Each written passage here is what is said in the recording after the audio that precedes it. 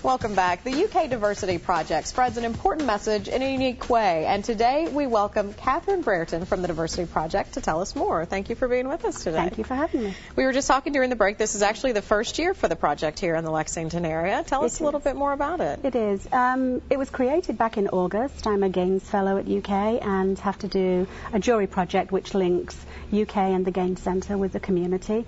And this is my project. And tell us about the idea behind it. The idea is to celebrate diversity and identity in the LGBT community, primarily here in Lexington, but also beyond that. And that's to create a blanket, which is a wonderful metaphor for family values and acceptance and comfort, that the squares will have been contributed by members of the community and will be dedicated to members of the community as well.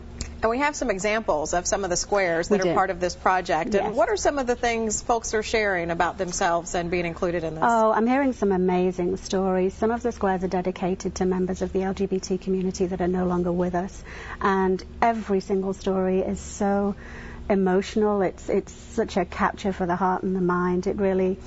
I'm hearing about people whose lives have been cut short in so many tragic ways, but the way that they continue to inspire the people around them, and the way that people are inspired to create squares, to remember them, and to make sure that their stories continue to be heard. And this is open, as you mentioned, to the entire community, of folks who just want to share their support to help spread the message of diversity? Absolutely, yes. Anyone can participate, whether they identify as LGBT or not, if they just feel themselves an ally or they're a friend or a family member.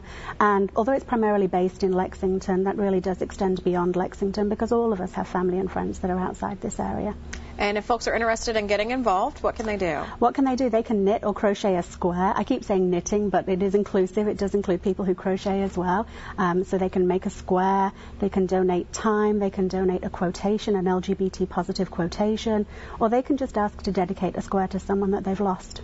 And there's a special event tomorrow to kind of get folks together and get working on it. There's a knit-in that's going to take place at Six Friends Cafe here in Lexington between 5:30 and 8 p.m. There'll be yarn there, there'll be knitting needles there, there'll be people there that can help teach newcomers how to knit and crochet. There's great food there. It's going to be a wonderful event. Well, you see the details there on your screen. That's tomorrow if you want to get involved. I'm glad you mentioned helpers. Some people, I think I knitted once a long time ago. Yes. Probably need some help to try to do that again.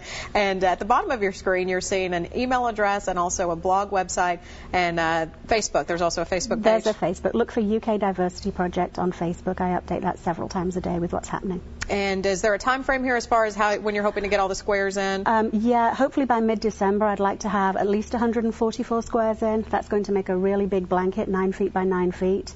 And then I'll spend a couple of months constructing the blanket. It should go on display in March and hopefully will be auctioned in June next year to create a one-off scholarship for an LGBT student here in Lexington. Wow, well, a great message and also a great way to get our community involved. You see the website and email address at the bottom of your screen if you're interested in learning more and finding out how you can participate. Thank you so much for being with us. Thank you.